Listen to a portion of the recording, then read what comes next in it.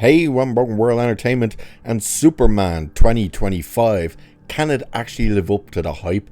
Can it actually win over the fans? And will it actually be a successful relaunch to the DCU?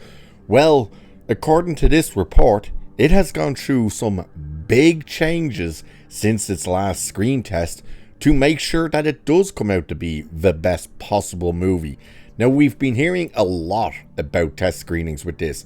Some positive, some very negative. It's kind of all over the place. And this movie realistically has to succeed. It really does, for the sake of the DCU and DC overall.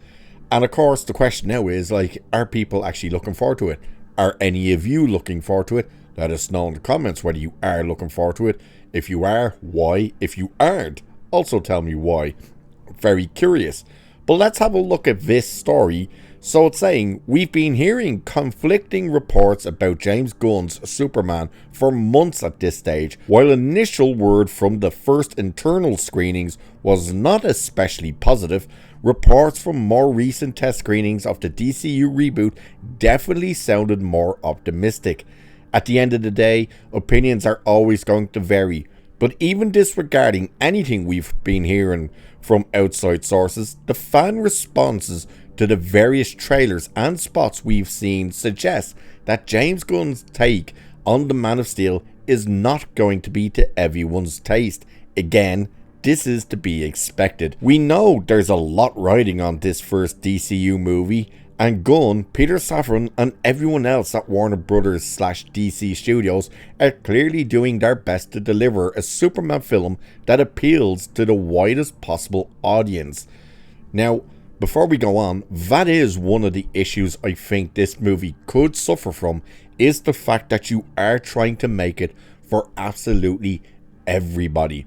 And realistically, you should be making it for the fans. Yes, you obviously want newer fans and you want new audiences to come on, but realistically, make it for the core audience first, and you will probably gain new people with that audience.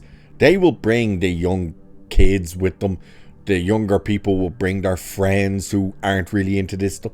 You will still get new eyes onto it, but you should focus on satisfying your main core audience for superhero movies rather than trying to please everybody, because as the saying goes, when you try to please everybody, you end up pleasing nobody. But this continues anyway, saying, this often involves a last-minute rally in the editing room, and the world of Real is now claiming that the movie has indeed undergone some big changes following the most recent screening. According to Jordan Rumi, tensions are high at Warner Brothers, where CEO David Zaslav and DC Studios leads James Gunn and Peter Safran are scrutinizing every frame to avoid another franchise misfire. Apparently, up to 25 minutes have been trimmed from an earlier version of the movie, which was said to lean heavier on humor. Rumi also claims that one of the film's editors was quietly removed mid-process, leading to a slight reworking of the film's structure. This was somewhat of a tweak and signaled a slight shift in how the story was being presented. Some key sequences were shuffled and minor scenes were added during recent reshoots. It's worth noting that this report is very similar to a previous breakdown from viewer Aeon, who hasn't heard anything about a plot restructure. Now, just before we read their tweet about this, there's not exactly a word on a plot restructure. They're just saying certain scenes were moved around. That is not they've completely restructured the plot. But anyway, Aeon, our viewer Aeon, said this: I've been told that when you include every round of pickups, reshoots, whatever you want to call them, there was less than a week of total additional photography on Superman. So his rebuttal to that kind of thing is they shot for less than a week. Don't believe that. Don't believe that at all, because they've actually been doing reshoots for a while. I don't think they were more than 2 weeks, but they did definitely shot for more than half a week, because it's insane to think they would be able to do pickup shots for this type of movie in a couple of days. So it's saying, how much attention should we pay to this? Rumi has been doing this a long time and has broken some major scoops over the years. That said, he hasn't always been seen as the most unbiased source when it comes to this movie for whatever reason. So best to file this report squarely in the rumor category. Now, apparently as well, there is meant to be a final test screening for this movie this week. So we will find out what happens, I would assume. Chris Gore is normally a good source to find out, because he does seem to get in contact with people who end up at these test screenings. And again, he's one person who has said the first person he spoke to praised the movie, said it was fantastic. They loved every minute of it. And they were a normie. They're not mad into the comic book genre at all. Where then he spoke to another person who is more into the comic book genre and Superman fan and stuff, and they hated this movie. So again, we are hearing so many different things, from it's great to it's terrible to it's okay to it's some of the worst stuff you've ever seen. It seems to be a very, very mixed bag, and that of course would stem from the fact that you are trying to please everybody.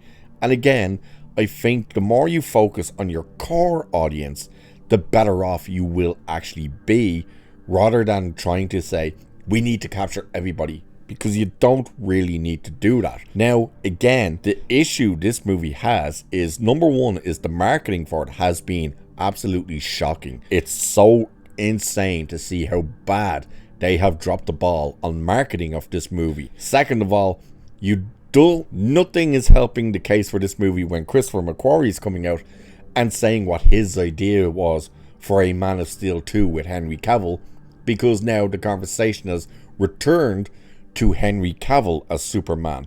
And again, if this thing fails, even if it doesn't actually fail but it's on rocky ground, you're gonna have those calls for the return of Henry Cavill. Either way, this movie has one hell of an uphill battle.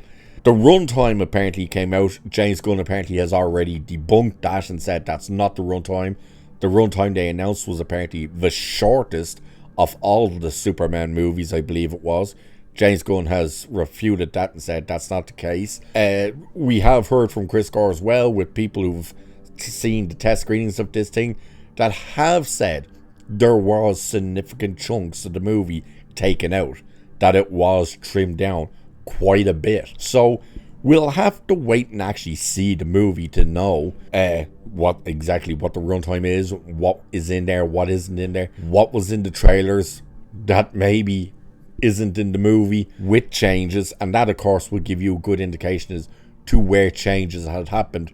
You know, there's always stuff like that. You watch the movie, you see a trailer, then you hear about reshoots, then you watch the movie, and a lot of the stuff that was in the trailer is now missing from the movie, which means, clearly they removed that with reshoots, or they restructured it.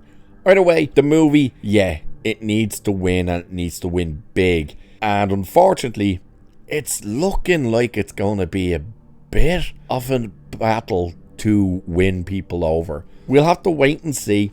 I still think this one will probably make more money than Fantastic Four, but overall, I still think Superman and Fantastic Four will lose the month of July to Jurassic World. Again, it's all about what happens at the box office, what those numbers are. So again, let me know if you're interested in this movie. If you're not, why you aren't. If you are, why you are. Or do you just not care? Have you got to the stage where you just don't care? Let me know. And with that, I shall leave it there for this one. So like, share, subscribe. You know the drill. Cheers, and I'll catch you in the next one.